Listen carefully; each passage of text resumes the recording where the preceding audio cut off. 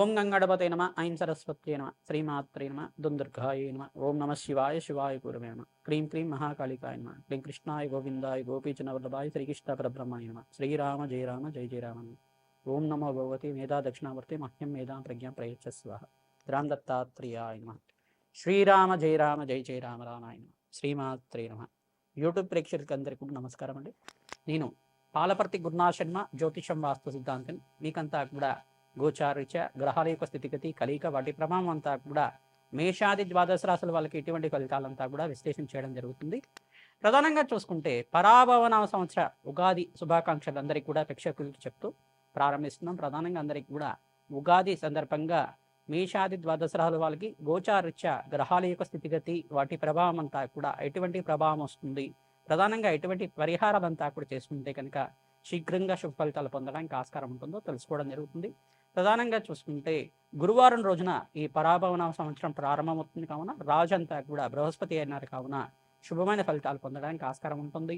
ప్రధానంగా వేద పాండిత్యానికి, ప్రధానంగా చూసుకుంటే ఫైనాన్షియల్ గ్రోత్ అంతా కూడా కలగడానికి కానీ, అంటే ఆర్థిక వ్యవహారాల్లో అంతా కూడా మార్పులు జరగడానికి కానీ పరాభవనామ సంవత్సరం అనేది ప్రధానంగా చూసుకుంటే పరాభవాలు జరుగుతూ ఉంటాయి అని చెప్పేసి అని అనుకుంటూ ఉంటారు. అపోహ అంతా కూడా ప్రధానంగా జీవితంలో మానవ జీవితంలో మార్పులు జరగడం, ఆర్థిక అభివృద్ధి జరగడం, అనుకోని సంఘటనలు జరుగుతూ ఉండడం, తర్వాత తద్వారా ఏమవుతుందంటే ఈ యొక్క ఉగాది సందర్భంగా అంతా కూడా గోచారరీత్యా గ్రహాల యొక్క మార్పులు జరుగుతుంటాయి. ప్రధానంగా బృహస్పతి మార్పు జరగడం, అతిచారంలో మార్పు జరగడం కానీ, ప్రధానంగా రాహు కూడా మార్పు చెందడం కానీ, బృహస్పతి మార్పు వలన మేషాది ద్వాదశ రాశుల వాళ్ళకు కూడా కొన్ని స్థితిగతులు మారుతూ ఉంటాయి. ప్రధానంగా వాళ్ళ ఆర్థిక ఇబ్బంది నుంచి బయటపడడం కానీ, ప్రధానంగా గోచారీత్యా గ్రహాల యొక్క బలం చేకూరడం వల్ల మంచి శుభకార్యాలు జరగడం కానీ, గృహయోగం సిద్ధించడం కానీ, స్థిరాతి లభించడం కానీ, వ్యాపారంలో లాభాలు గణించడం కానీ, శ్రమతో కూడిన సంపాదనతో ఆర్థిక ఇబ్బందుల నుంచి బయటపడడం కానీ జరుగుతుంటుంది.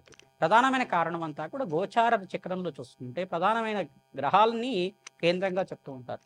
ప్రధానంగా ఈ యొక్క ఉగాది సందర్భంగా అంతా కూడా చూసుకునేది ఏంటంటే బృహస్పతి యొక్క గోచారం ఏ రకంగా ఉంది, శనీశ్వరుడి గోచారం ఏ రకంగా ఉంది, రాహు యొక్క గోచారం ఏ రకంగా ఉంది, కేతు గ్రహ యొక్క గోచారం అంతా కూడా ఏ రకంగా ఉంది, వివిధ గ్రహాల యొక్క స్థితిగతి, ప్రధానమైన గ్రహాలంతా కూడా వీటి కేంద్రంగా చెప్పడం జరుగుతుంది.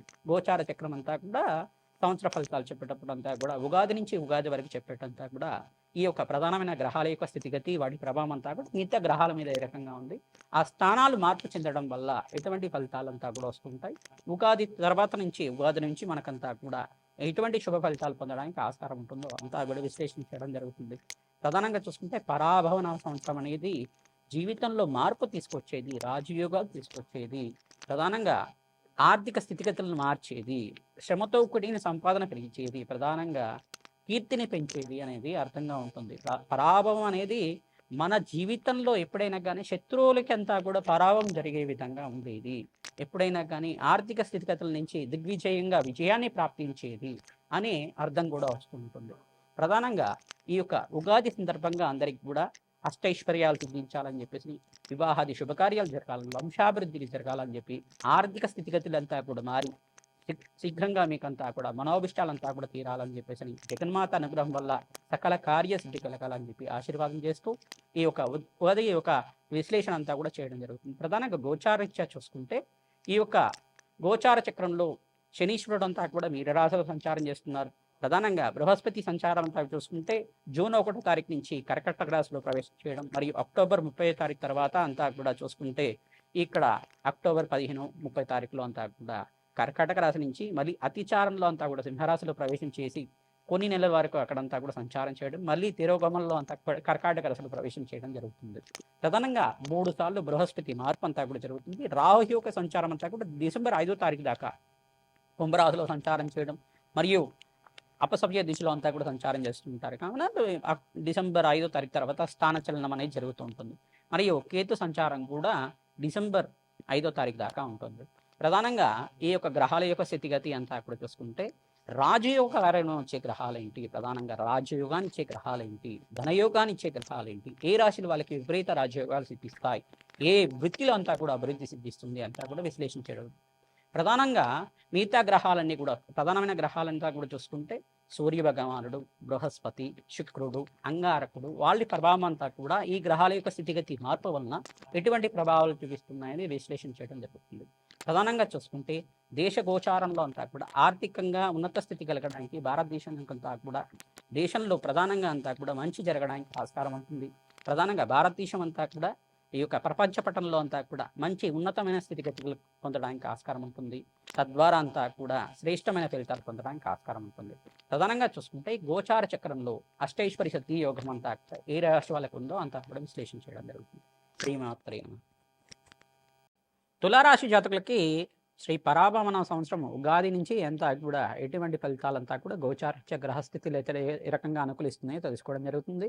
ప్రధానంగా పరాభవన సంవత్సరంలో అంతా కూడా జీవితంలో అనుకోని మార్పులు జరగడం కానీ, ఆకస్మికంగా ధనయోగ ప్రాప్తి రావడం కానీ, ప్రధానంగా ఇక్కడ చూసుకుంటే ప్రధానమైన గ్రహాలంతా కూడా స్థితిగతులు మారుతున్నాయి. ప్రధానంగా ఇక్కడ చూసుకుంటే రాహు మారడం కానీ, కేతు గ్రహం మారడం కానీ, ప్రధానమైన గ్రహాలంతా కూడా చూసుకుంటే బృహస్పతి అతిచారంలో 3 రాశుల్లో మార్పు చెందడం, మిథున రాశి నుంచి కర్కాటక రాశికి, కర్కాటక రాశి నుంచి మళ్ళీ సింహరాశికి, సింహరాశి నుంచి మరి తిరోగమనంలో అంతా కూడా కర్కాటక రాశిలో స్థిరత్వం అనేది ఉండడం జరుగుతుంది.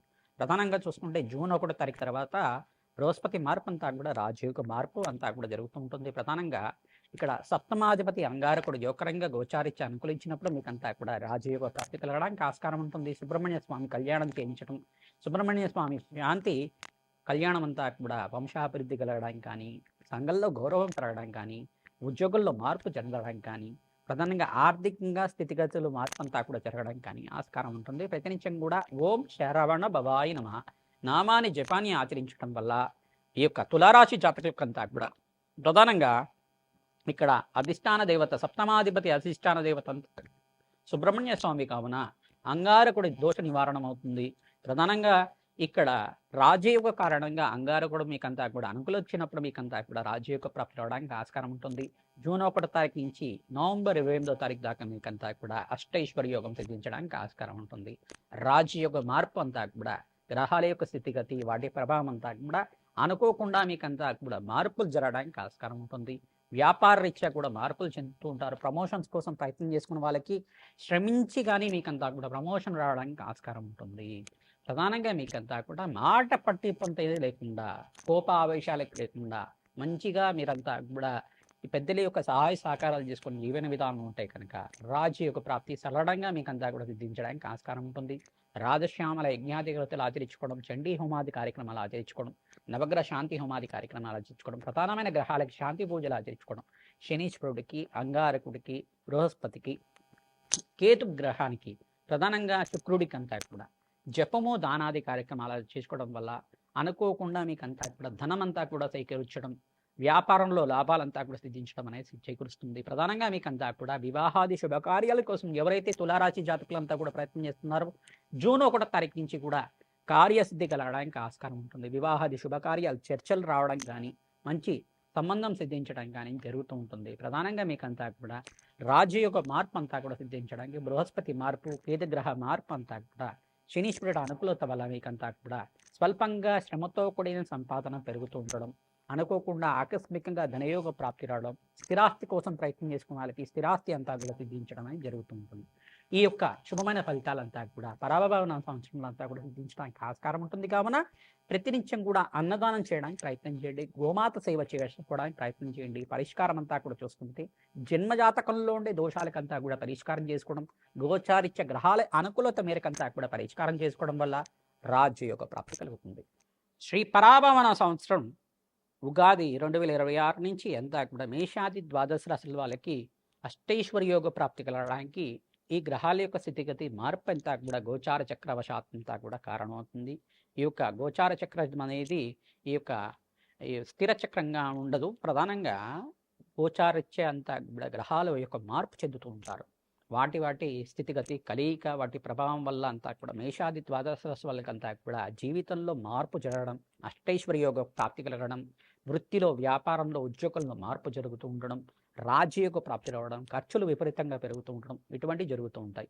ప్రధానంగా గోచార చక్రం అనేది గ్రహాల యొక్క ప్రభావం అంతా కూడా ఈ రాశి వాళ్ళకి ఎటువంటి ప్రభావం చూపిస్తుంది అనేది సూచనప్రాయంగా చెప్పడం జరుగుతుంది. జన్మ జాతకమే ప్రధానమైన జాతకంగా ఉంటుంది. కావున ప్రతినిత్యం కూడా గోమాత సేవ చేసుకోవడం, ప్రధానంగా బీదవాళ్ళకి అన్నదానం చేయడం, ప్రధానంగా మీరంతా కూడా మేషాది ద్వాదశ రాశుల వాళ్ళు ప్రతినిత్యం కూడా రావి చెట్టు వేప చెట్టు ఉన్న ప్రాంతం దగ్గర ఈ యొక్క రాహుకాల దీపాలు వెలిగించడం కానీ, ఆవునేత దీపాలు వెలిగించడం కానీ, అఖండ దీపంలో ఉప్పు దీపం అని చెప్పేసి అంటారు.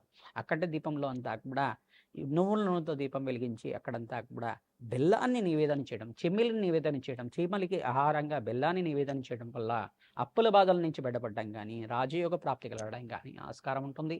ప్రధానంగా గోచారిత్య స్వల్పంగానో దోషాలకంతా కూడా పరిష్కారం ఆచరించుకుంటేనే మీకంతా కూడా రాజయోగ ప్రాప్తి అంతా కూడా సిద్ధించడానికి ఆస్కారం ఉంటుంది.